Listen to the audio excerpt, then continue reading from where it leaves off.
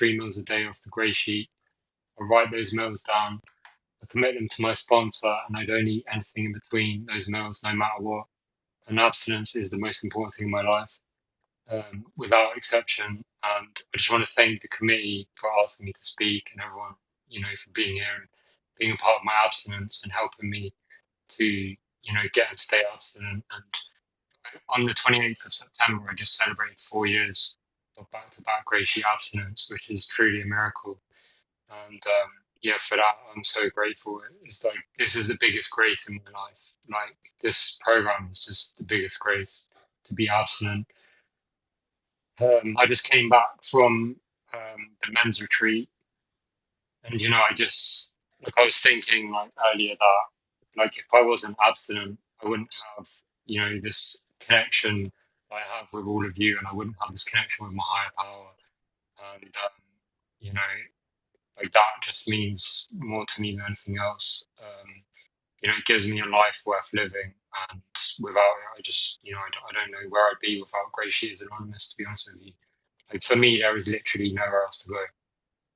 Not that I know of. This, they say it's like the last mansion on the block, and yeah, I don't know what would happen if I wasn't here. So I'm just so grateful to be here. And yeah, I'll just tell my story. So my first ever memory,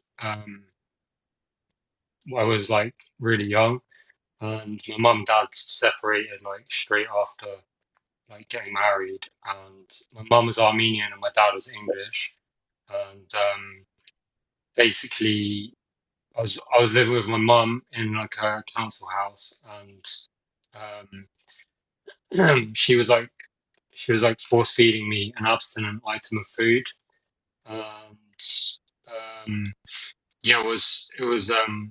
I just remember like feeling really uncomfortable, and I really didn't want to be force fed this food, and I just felt like a lot of shame. And my auntie was there, and um, yeah, so my first ever memory was of my mum, and it was of food, like ever. And I was a baby, and I was in a high chair. My second memory was I was with my dad and his partner at the time in like a rental van, and I had like a non-abstinent drink from somewhere, and I was like holding it, and I dropped it on the floor in this van by accident, and it just spilled all over the van, and my dad was like shouting at me, and so that was my second memory, like ever, which involved my dad and food. So it's like I always think that's interesting, because whenever I've done like the steps, like these step group workshops with, that we do these step workshops, like they were like the first ever memories that ever came up, and then when I did the steps, I just thought, wow, that's really interesting that like both of my first memories involve my parents and food, and then when I think about that, it's like how important like parents and food are in how maybe we relate to the world. Do you know what I mean? Like, like for me, I just think it tells something that for me that yeah. So maybe that's why I have a problem with food. I don't know, but yeah. Anyway, so growing up, I struggled you know like I didn't feel safe. I didn't feel like I could be honest. Like I turned to like fantasy and addictions from a young age. I was hiding things. I could never really, I never really knew who I was, and I'm still finding out who I am, to be honest with you. But I kind of ended up, um, like using drugs and alcohol from a young age, and there was a lot of like stealing and a lot of just addiction basically growing up, and I wasn't really in a safe supportive household. Like I did go and stay with my grandparents. There was 3 meals a day, um, on both sides, but there was always like snacking in between and a lot of non-abstinent food, and I did obviously like gravitate to that food, but my family would always like limit how much I would eat and stuff like that of like, non-abstinent food. So there was some kind of like boundaries around my ability to like compulsively eat, um, because of like my parents and my family. That's the Yeah, first so 5 minutes, Sebastian. 10 left. thank you, Laura. So yeah, so I yeah, just went through drugs and alcohol. It sort of really progressed. And then like I had some like I got into relationships from a young age. They didn't work out, and then I got into a really dark place with drugs and alcohol, and my mum got really ill with alcoholism, and I was living with her, and it was unbearable. I just wanted to die. Like watching my mum kill herself was horrible, like the most slow, painful death. And I was working at a restaurant that sells a lot of carbs, like an Italian restaurant, and I was working in the kitchen, and I was just fueled with caffeine and non-abstinent food the whole time. And drugs and alcohol and all that kind of stuff. And yeah, I basically ended up psychotic. Like I was hearing voices, and I thought people were going to kill me and stuff like that. Or people were trying, like it was pretty bad. But anyway, basically what happened is I started to have like a spiritual awakening. My spirit started to like wake up, and then I started like becoming aware of like the presence of something greater than me. And then like my neighbors had met in treatment, and they'd been sober through they got sober through AA. And so like my higher power must have put them next to me, and they understood exactly what was going on with my mum and stuff like that. And they took me to Al-Anon, and and then I reached out and I said I need help, and then my neighbour said go to Narcotics Anonymous, so I did, and then that's where my journey in recovery started. That was the 12th of May 2013. So I've been clean since then, thank God. And yeah, and then that's when the journey of recovery started, and I started meeting all these different people and doing steps, and doing service in all these different places and conventions and traveling, and I really felt hopeful. But then I had the experience, like with my higher power, and that changed things. And then my grandma died, and then I started getting really dark. So it got really dark for me about 5, 6 years clean. But God put people in my path, and somehow I got through it. But it wasn't until I moved into a hostel December 18th, 2018, because it got so bad with my mum. Like it was like really abusive and bad, and the police and everything. It was horrible. And I had to move out, and then um, basically that's when the food really started. When I moved into the hostel, it got really bad. Like because they would bring in like all this free food, and it was all just carbs, and I would just eat that, and then and sugary foods, and then like during the pandemic when it got really bad because I didn't know what to do and I couldn't work, and I've been diagnosed with personality disorder. I've recently been diagnosed with autism as well, which I didn't know I was autistic all this time. But yeah, and then so basically I was like on benefits and during the pandemic, and I was on my own, so I was like getting like extra money, and we didn't have to spend money on anything. Like I was going shopping. I suppose it's not really about the money. I was going shopping and I was just gravitating to, but money wasn't an issue for me. I guess that's what I'm trying to say.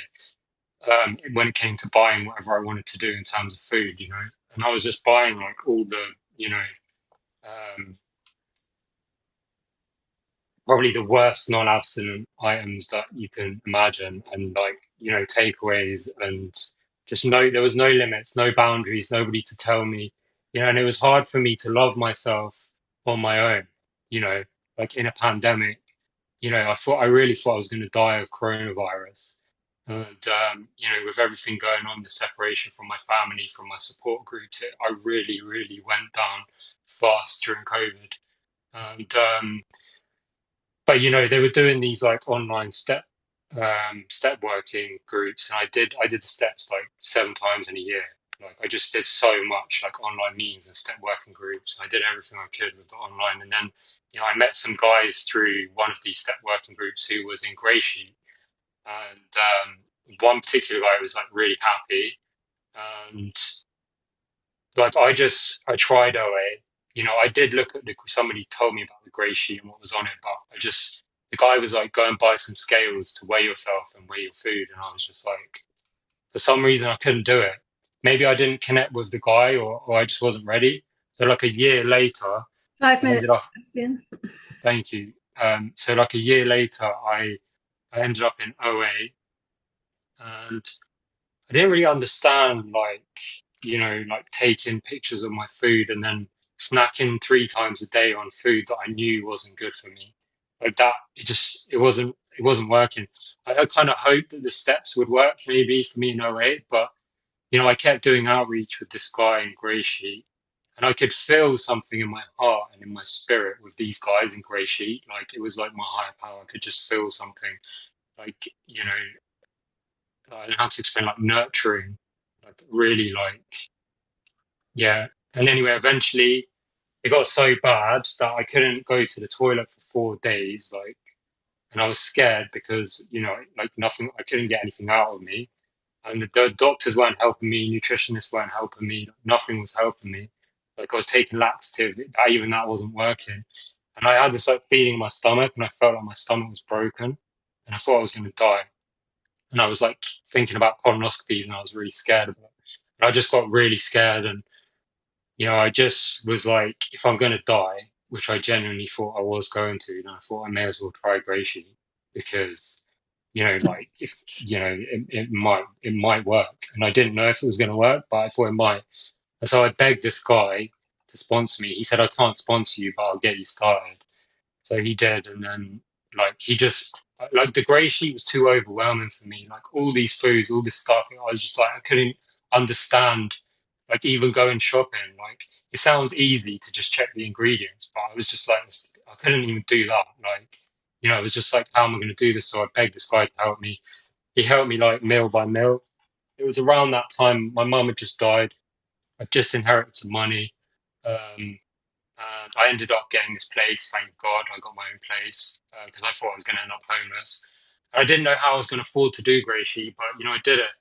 And then the minute I started doing it, my life just completely opened up. And it was that year when all these first Grey Sheeters Anonymous retreats started happening, like Texas, Madrid, the first ever men's retreat, like all of it. So I started traveling all over the world. And I've even met people who just randomly wanted to pay for my flights, like people in online meetings and someone, a fellow's house. And I just traveled the world, like in Grey Sheet. And it was just, it was like the best year of my entire life. Like it was absolutely like I couldn't have honestly um, even imagined, you know. But I met my sponsor now at the first ever men's retreat, and I've been to the all of the men's retreats now. Like I've just coming back for the fourth one, and we're already planning to go for the next one next year. I just had the privilege of meeting Joel, which is amazing. Like I never knew I was ever going to meet Joel. Like it's just amazing. Grey sheet.